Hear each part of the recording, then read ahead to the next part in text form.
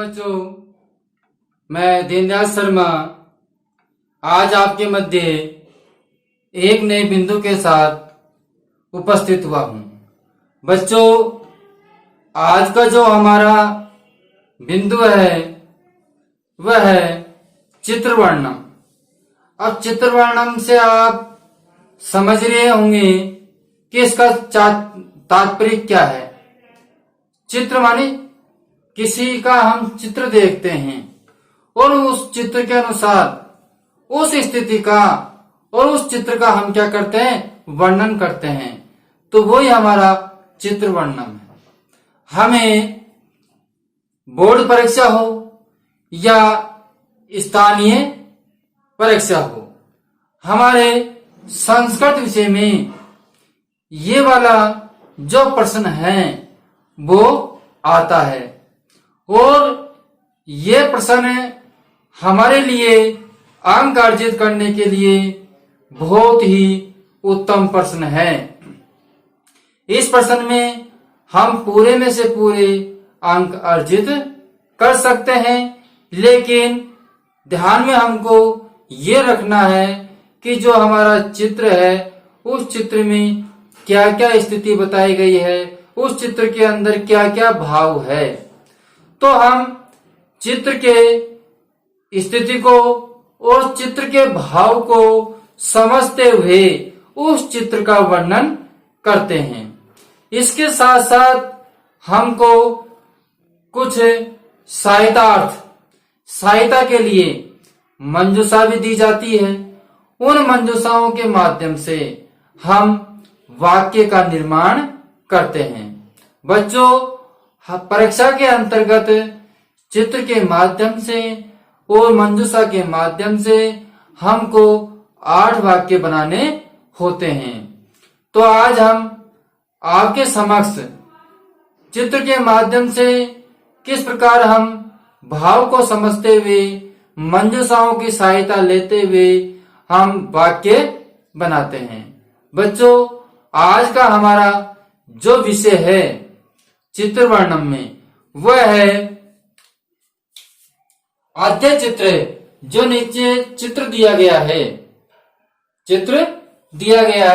दृष्टवा देख करके मंजूषायाम प्रदत्त शब्दानाम, मंजूषा में दिए गए शब्दों की सहायता से पुत्री रक्षते, पुत्री को क्या करो, बचाओ।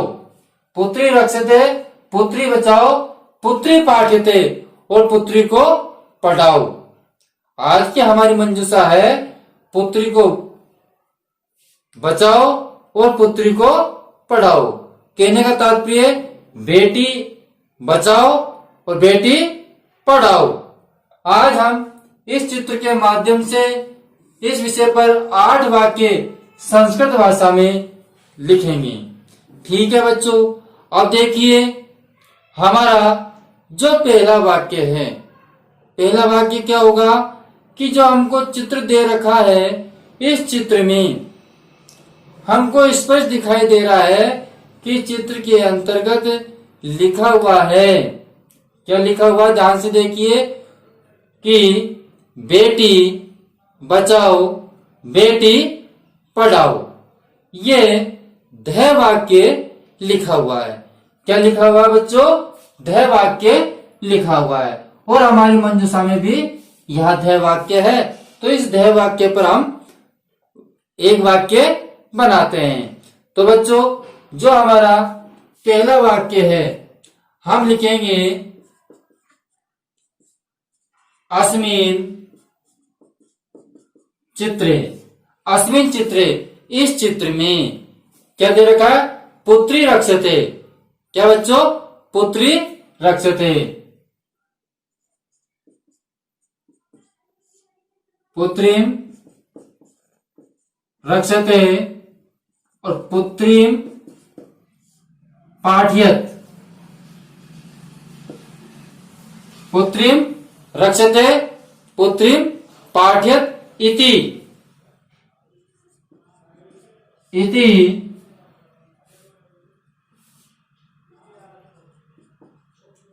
ध्यय, इति ध्यय वाक्यम। क्या बच्चों? द वाक्यम लिखते, ध वाक्यम लिखितम। क्या कर सकते हैं? लिखितम, लिखितम, लिखितम माने लिखा हुआ है। ठीक है, तो हमारे इस चित्र में हमको अस्मिन चित्र, इस चित्र में बेटी बचाओ और बेटी पढ़ाओ ये ध्येय वाक्य लिखा हुआ है। ठीक है बच्चों, आपके समझ में आ गया। अब देखिए चित्र में आप नजर करते हैं तो हमको क्या दिखाई दे रहा है? चित्र में दिखाई दे रही है छात्रा। कौन दिखाई दे रही है? छात्रा। तो चित्र ए का एक छात्रा दिखाई दे रही है, तो चित्र एका छात्रा वर्तते, चित्र एका छात्रा वर्तते, जैसा हमको दिखाई दे रहा उसमें वैसा ही हम लिखते हैं। तो बच्चों अब यहाँ आपके देखिए छात्रा से वाक्य बन जाएगा। किससे वाक्य बन जाएगा? छात्रा से। तो हमारा जो दूसरा वाक्य है वो हम लिखेंगे चित्र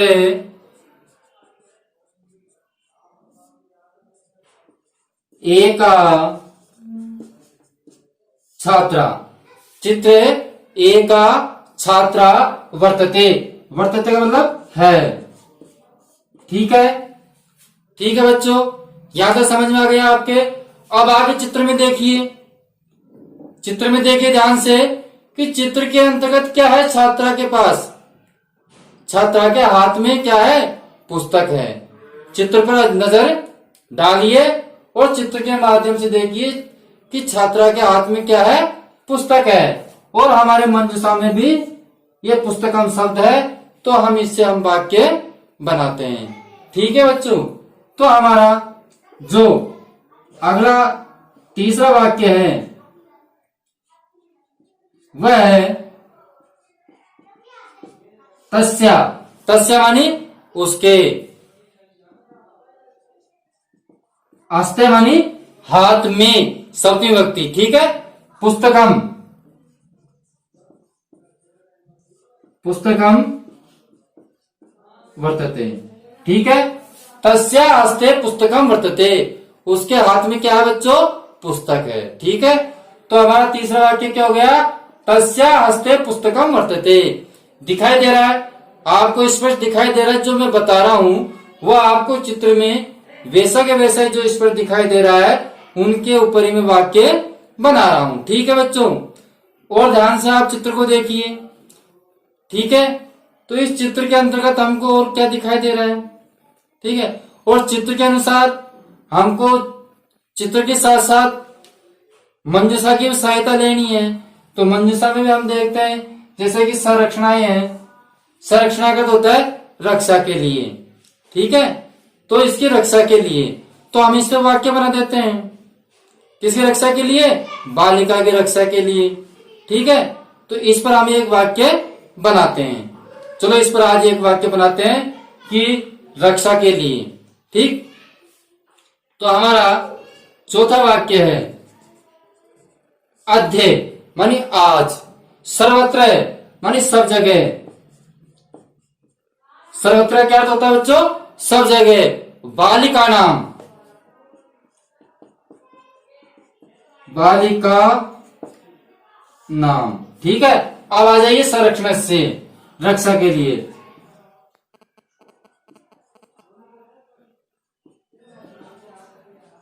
संरक्षण से माने रक्षा के लिए। तासाम माने उसकी, शिक्षाएं चे, तासाम,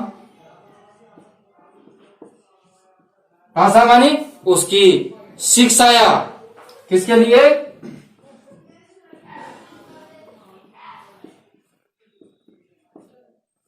शिक्षायाम च, बालिका की शिक्षा के लिए क्या होता है? प्रचार प्रचार प्रचलती, मतलब प्रचार प्रसार हो रहा है पूरे देश में, पूरे राज्यों में कि बालिकाओं को क्या करना चाहिए? पढ़ाना चाहिए, उनकी रक्षा के लिए और उनकी शिक्षा के लिए। इन दो चीजों के लिए प्रचार प्रसार हो रहा है। ठीक है बच्चों, तो हम इस वाक्य को भी लिखते हैं, लिख सकते हैं तासाम शिक्षा प्रचार प्रचारे। प्रचार प्रचारे, प्रचार प्रचारे प्रचलति,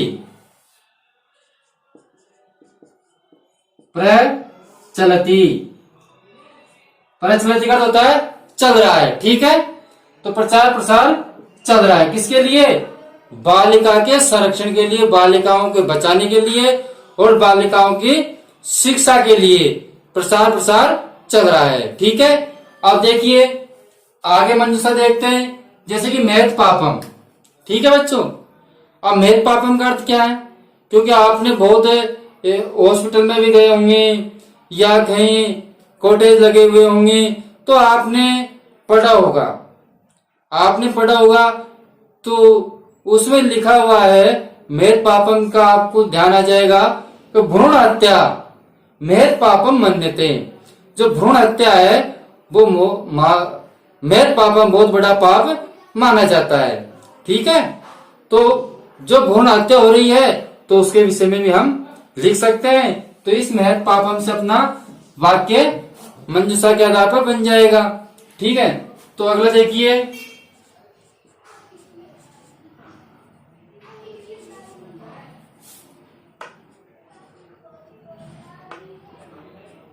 भ्रूण हत्या महत पापम, भ्रूण हत्या महत पापम मन्यते।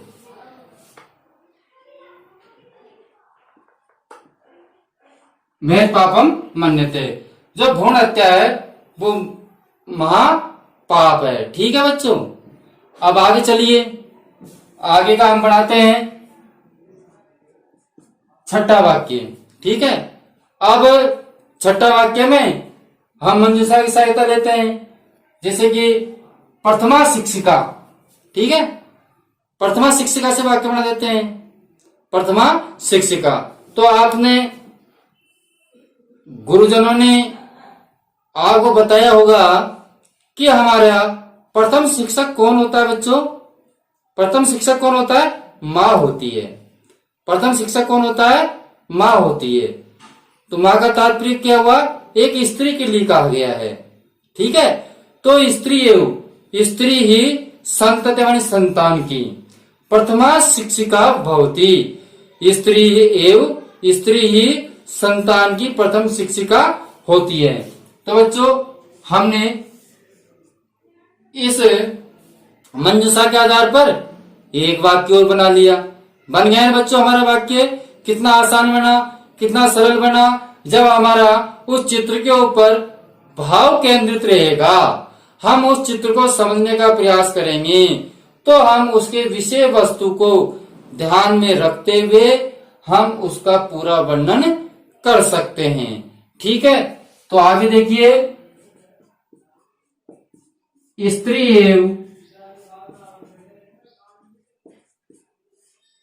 एवं संतते। संतते का अर्थ क्या होता है? संतान। ठीक है, प्रथमा शिक्षिका भवती। तो स्त्री ही संतान की प्रथमा शिक्षिका होती है। ठीक है बच्चों, आगे समझ में आता आपके। अब हम आगे चलते हैं, जैसे कि हमारा अब कौन सा बचा है? समाज से विकास। क्या बचा? समाज से विकास। तो इस पर हमको वाक्य बनाना है। तो वाक्य में क्या होगा कि स्त्री क्या है? स्त्री से क्या है? समाज का विकास होता है। स्त्री से क्या होता है? समाज का विकास होता है। तो हम इसके आधार पर एक वाक्य बनाते हैं। ठीक है बच्चों, अब ध्यान से देखिए, जैसे कि आपका 7वां वाक्य है, स्त्रीणाम विकासे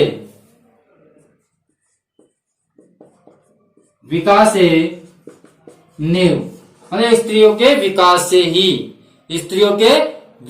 से ही समाज से, किसका? समाज से माने समाज का, विकासे भवति, समाजस्य विकासे भवति। ठीक है, तो स्त्री के विकास से ही समाज का विकास होता है। ठीक है बच्चों, समझ में आ गया आपके? किसके विकास से विकास होता है? स्त्री के विकास से ही। अगर स्त्री का विकास होगा, स्त्री पढ़ेगी, हम बेटी की रक्षा करेंगे, बेटी को पढ़ाएंगे, तो हमारे समाज का भी क्या होगा? विकास होगा। अब सुनिए, अब हमारा जो वाक्य बचा है पूज्यन्ते। क्या बचा है? पूज्यन्ते। अब आप ध्यान कीजिए, आपको संस्कृत भाषा में ध्यान में आया होगा वाक्य कि पूज्यन्ते किस हमारे ध्येय वाक्य के अंतर्गत है। हमने सुना होगा, यत्र नार्यस्तु पूज्यन्ते रम्यते तत्र देवता। यत्र नार्यस्तु पूज्यन्ते रम्यते तत्र देवता। तो बच्चों, अब हम जो लास्ट वाक्य है वो इस प्रकार बना सकते हैं। हमने इस चित्र के माध्यम से इसके भाव को समझा और इसके भाव को समझते हुए मंजूषा के माध्यम से हमने इसका वर्णन किया और हमने अपने वाक्य बनाए। तो बच्चों, हमको उस चित्र के साथ में हमारा ध्यान भी केंद्रित करना है और हमको ये भी देखना है कि इस चित्र से हमको क्या शिक्षा मिल रही है और इस चित्र से हम क्या अच्छा से अच्छा लिख सकते हैं। ठीक है बच्चों, अब अगला वाक्य देखिए, यत्र नार्यस्तु, यत्र नार्यस्तु पूज्यन्ते। यत्र नार्यस्तु पूज्यन्ते, जहां नारी की पूजा होती है, रमते रमन्ते तत्र मानी वहां, रमन्ते मानी रमते हैं, तत्र मानी वहां देवता। वहां कौन निवास करते हैं? वहां देवता निवास करते हैं। जहां नारियों की पूजा होती है वहां देवता निवास करते हैं। तो बच्चों, इस प्रकार हमने चित्र के माध्यम से वर्णन किया, मंजूषा की सहायता ली और उसके चित्र के भाव को समझा और समझते हुए हमने जो वाक्य हैं 8 वाक्य बनाए। तो बच्चों, एक बार आप शाम पर से स्क्रीनशॉट ले सकते हैं और अपनी उत्तर पुस्तिका में आप उतार ले। बच्चों, जिन्होंने अभी तक हमारे वीडियो को लाइक नहीं किया है तो वीडियो को जरूर लाइक करें। जिन्होंने चैनल को सब्सक्राइब नहीं किया है तो चैनल को जरूर सब्सक्राइब करें। अब एक बार और मैं आपको 8 वाक्यों का हिंदी अर्थ भी बता देता हूं, जिससे कि आपके ध्यान में रहेगा कि हम इस चित्र के माध्यम से इस प्रकार के वाक्य बना सकते हैं। बच्चों, हमारा पहला वाक्य है, अस्मिन् चित्रे, मतलब इस चित्र में पुत्री रक्षते और पुत्रीम पाठ्यते इति ध्येय वाक्यम लिखितम। मतलब इस चित्र में बेटी बचाओ और बेटी पढ़ाओ, ये ध्येय वाक्य लिखा हुआ है। ठीक है, और दूसरा है इसमें, ये चित्र है एका छात्रा वर्तते। चित्र में क्या है? एका छात्रा, एक छात्रा दिखाई दे रही है। तस्या हस्ते पुस्तकम वर्तते, उसके हाथ में पुस्तक है। उसके हाथ में क्या बच्चों? पुस्तक है। ठीक है, अब संरक्षण पर हम वाक्य बनाते हैं। अद्य सर्वत्र बालिकानां संरक्षणस्य तासां शिक्षाया च प्रचार प्रचलति। प्रचार प्रसार